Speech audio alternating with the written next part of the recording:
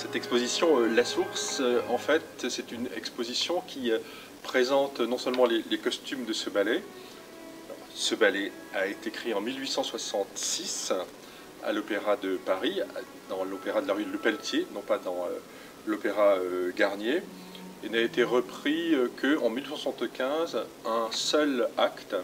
pour l'inauguration justement de l'Opéra Garnier, et devant le président MacMahon, je crois, et le Shah d'Iran. Et puis grand sommeil, peu de gens avaient souvenir de ce spectacle, mais Jean-Guillaume Barre, que j'ai eu la chance et le plaisir d'habiller en tant que danseur étoile pour Joyau en particulier il y a quelques années, avait le vœu, le souhait très secret quelque part, très personnel, de un jour être le chorégraphe d'une nouvelle production de cette source dont la musique est employée assez souvent pour des spectacles de danse. Et Brigitte Lefebvre, la directrice de la danse à l'Opéra de Paris,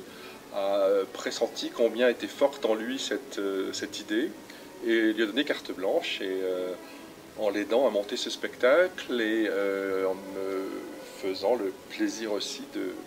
m'appeler pour dessiner les costumes, de demander à Éric Ruff de dessiner les décors. Plus Dominique Bruguière pour la lumière, donc il y avait une sorte de famille là autour de Jean-Guillaume. Et pour moi, c'était le retour à l'Opéra de Paris où c'était ma quatrième production. Donc ce qu'on a essayé de montrer pour cette exposition ici au CNCS de Moulins, c'est à la fois la jeunesse du projet, à la fois les quelques documents très rares qui restent du 19e siècle. On a quelques maquettes, on n'a pas de photos du tout, mais dans une des salles, on montre donc à la fois ces costumes, ces esquisses de 1866.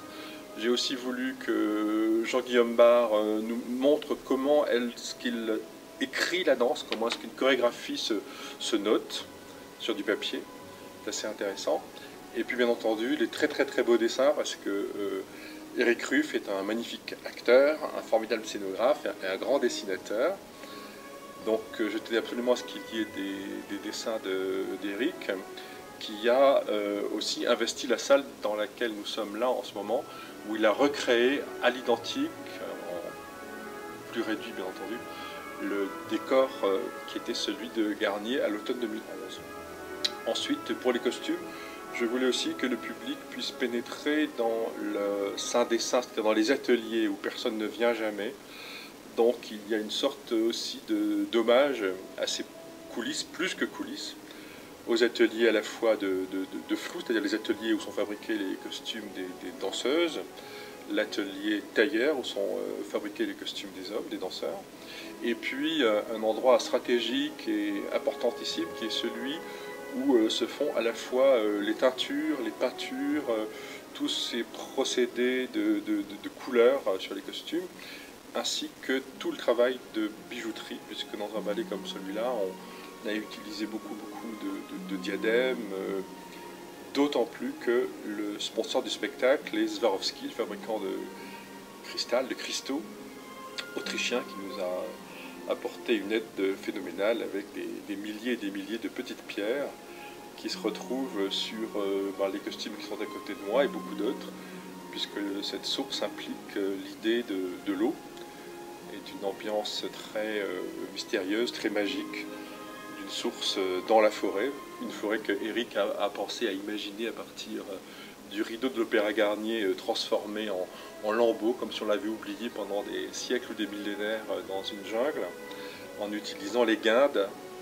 puisque le mot que je ne prononcerai pas est supposé être un signe de malchance, de mauvais œil, donc on ne dit pas ce qui m'entoure là, mais on dit des guindes, c'est-à-dire ce qui pour les bateaux sert à amarrer les navires et que l'on fait avec du chanvre. Et donc dans les vitrines du CNCS, on a présenté ces costumes-là dans l'ordre de l'histoire, parce que c'est une sorte de conte, un petit peu compliqué, je ne vais pas me lancer je ne vais pas le raconter là, et dans l'ordre d'apparition des personnages, qui sont en gros des Caucasiens, des Caucasiennes, la déesse de la source, les elfes, le Khan, la favorite du Khan, et les protagonistes de cette histoire d'amour qui finit bien pour certains et mal pour d'autres. Jemil, Nureda, Dajjeh et Daïla. Et dans chaque salle, j'ai essayé de montrer, dans chaque vitrine, l'inspiration, parce que j'ai toujours été amoureux du costume de scène. Assez tôt, j'ai regardé avec beaucoup d'intérêt la danse et les costumes de danse. Et je tenais à ce qu'on montre aussi quelques richesses du patrimoine du CNCS, c'est-à-dire que je fais sortir des collections des costumes des années 40, 50, 60. Et puis aussi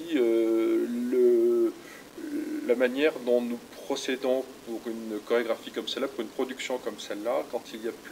le rôle est joué, dansé plutôt, par plusieurs danseurs différents, cela entraîne des différences. Le costume est fait aux mesures et doit respecter absolument la morphologie de chacun. Donc il y a des altérations, il y a des modifications, des corrections.